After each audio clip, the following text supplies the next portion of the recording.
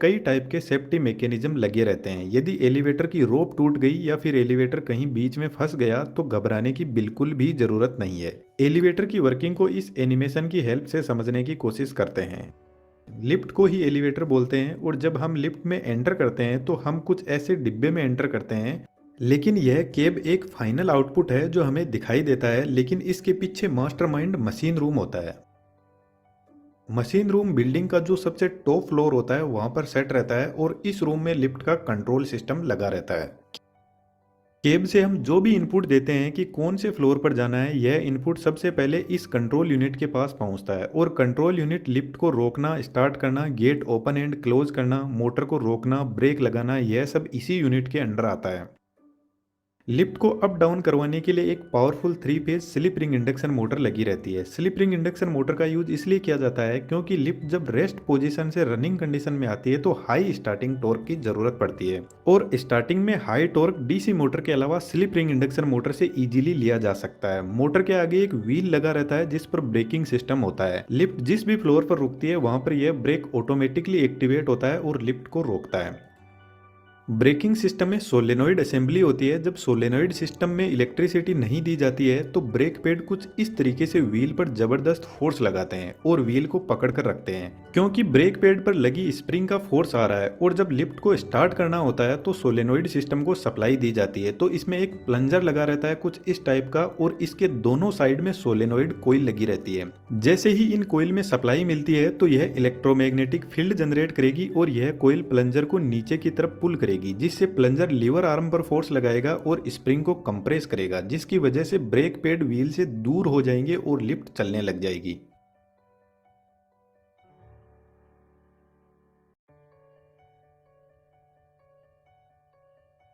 इस breaking mechanism के आगे वोम गियर का सेटअप लगा रहता है। वोम गियर हाई टॉर्क जनरेट करने के लिए काम में लिया जाता है। यहाँ पर जो नीचे की तरफ गियर लगा है जो मोटर की शाफ्ट से डायरेक्ट कनेक्टेड है उसको वोम बोलते हैं और इसके ऊपर राउंड गियर लगा रहता है। इस गियर की कुछ खास बात है। एक तो यह वोम और राउंड गियर दोनों का रोटेशनल एक्सिस एक दूसरे के परपेंडिकुलर है। दूसरी सबसे इंपॉर्टेंट बात, सिर्फ वोम गियर ही राउंड गियर को रोटेट करवा सकता है, लेकिन राउंड गियर वापस वोम को रोटेट नहीं करवा सकता। इसका फायदा यह होता है कि यदि मोटर और ब्रेक फेल भी हो गए तो ऐसा नहीं है कि लिफ्ट फ्रीली हाई स्पीड में नीचे की तरफ जाएगी।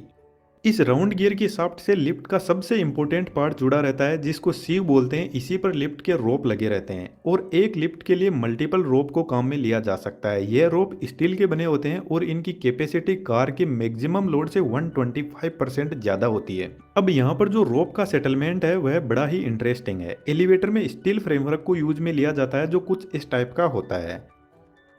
इस स्ट्रक्चर में यहाँ पर जितनी भी रोप है उनको परमानेंटली सेट कर दिया जाता है। उसके बाद में यहाँ से रोप जाती है काउंटर वेट के पास में। काउंटर वेट के ऊपर एक पुली लगी रहती है जो फ्रीली रोटेट करती है। इसको किसी भी मोटर से डायरेक्ट पावर नहीं मिलती है। अब इस काउंटर वेट का क्या फंक्शन है इसको थोड़ा सा आगे समझते हैं। काउंटर वेट से आगे रोप जाती है वापस ऊपर की तरफ सीव के पास में और इस पुली को आपको पता है मोटर से पावर मिलती है और यहाँ से रोप वापस नीचे की तरफ केब के पास में जाती है और केब के ऊपर भी दो पुली लगी रहती है जो फ्रीली रोटेट करती है और केब से होते हुए रोप को वापस ऊपर की तरफ जो लिफ्ट का स्ट्रक्चर है उससे टाइट कर दिया जाता है। अब ओवरऑल इस रोप का स्ट्रक्चर ऐसा होता है, जब केब यानी लिफ्ट नीचे जाती है तो काउंटर वेट ऊपर की तरफ जाता है और काउंटर वेट नीचे जाता है तो केब ऊपर की तरफ जाती है। दोस्तों, एनिमेशन से चीज़ें सीखना बहुत आसान होता है, इसलिए आज के टाइम में यह स्किल ज़बरदस्त तहलका मचा रही है। आप भी इस 3D एनिमेशन के कंप्लीट कोर्स को सीख सकते हो और इसको आपको ज़्यादा टाइम नहीं देना है, बस कंटिन्यू डेली रेगुलर बेसिस पर प्रैक्टिस करनी है और कुछ टाइम के बाद में आप भी इसके मास्टर हो जाओगे और आप अपने खुद का अच्छा इनकम का सोर्स जनरेट कर पाओगे। वेबसाइट का लिंक डिस्क्रिप्शन में दिया हुआ है। कोर्स से रिलेटेड हमारी तरफ से आपको any time anywhere full support रहेगा। तो स्वागत देते हैं तो सिस्टम बैलेंस हो जाएगा, लेकिन जैसे ही लिफ्ट में दो आदमी बैठेंगे तो यह फिर से अनबैलेंस हो जाएगा। तो हमारे पास में एक तरीका तो है, इसके अंदर वेट रखा जाए बैलेंस करने के लिए, लेकिन चलती लिफ्ट में यह कर पाना पॉसिबल नहीं है। इसलिए मानकर चलते हैं केब का वेट 500 kg है और इसकी लोडिंग कैपेसिटी 1000 kg है, तो काउंटर वेट साइड में रखा जाएगा। कार का weight plus half of total capacity होता है, यानी साइड में काउंटर वेट 1000 kg रखा जाएगा। अब यदि लिफ्ट खाली है तो काउंटर वेट 500 kg ज्यादा है और लिफ्ट लिफ्ट फुल होगी तो 500 केजी कम हो जाएगा। इसका मतलब है लिफ्ट हमेशा अनबैलेंस ही रहती है। फिर भी काउंटर वेट को लगाया जाता है क्योंकि लिफ्ट ना ही तो हमेशा खाली रहती है और ना ही हमेशा फुल रहती है, तो मैक्सिमम टाइम लिफ्ट बैलेंस रह सके और मोटर को अननेसेसरी लोडिंग से बचाया जा सके, इसलिए काउंटर वेट लगाया जाता है।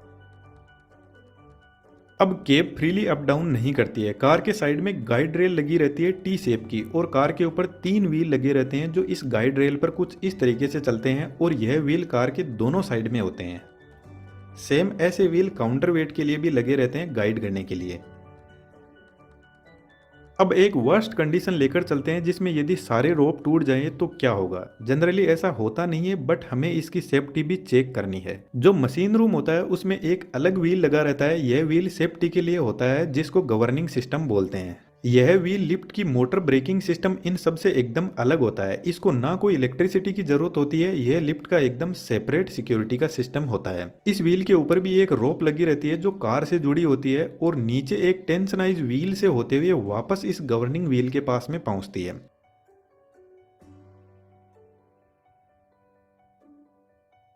जब लिफ्ट अप डाउन होती है तो यह गवर्निंग व्हील भी रोटेट करता है। यह व्हील लिफ्ट की स्पीड को चेक करता रहता है, और इसमें लिफ्ट की स्पीड को सेट किया जाता है। मानकर चलते हैं लिफ्ट की स्पीड 3 मीटर पर सेकंड है। अब यदि केब की स्पीड 3 मीटर पर सेकंड से 15% कम या ज्यादा हो गई तो यह सिस्टम एक्टिवेट हो जाता है। अब देखना इंटरेस्टिंग होगा कि यह सिस्टम एक्टिवेट कैसे होता है। जैसे ही मेन रोप टूटती है तो केब स्पीड में नीचे जाना शुरू करेगी, और इस व्हील के अंदर पिन होती है जो नॉर्मल कंडीशन में व्हील से अलग रहती है, और जैसे ही व्हील स्पीड में रोटेट करेगा तो यह पिन कुछ इस तरीके से व्हील को रोक देगी, और व्हील के रुकते ही रोप भी रुक जाएगी। और रोप के रुकते ही कार के नीचे एक लीवर लगा रहता है जो रोप से जुड़ा होता है। जब रोप रुकेगी तो लीवर अपने आप ही ऊपर की तरफ पुल होगा, और लीवर के साथ में कुछ ऐसा मैकेनिज्म तैयार किया जाता है कि गाइड रेल के दोनों तरफ वेजेस लगी रहती है, वह गाइड रेल को टच करेगी और उस पर फिसलने लग जाएगी। और लीवर जैसे जैसे टाइट होता जाएगा तो वेजेस गाइड रेल को जबरदस्त तरीके से पकड़ लेगी, और जैसे हमारी गाड़ी के ब्रेक लगता है वैसे यहाँ पर भी ब्रेक लग जाएगा।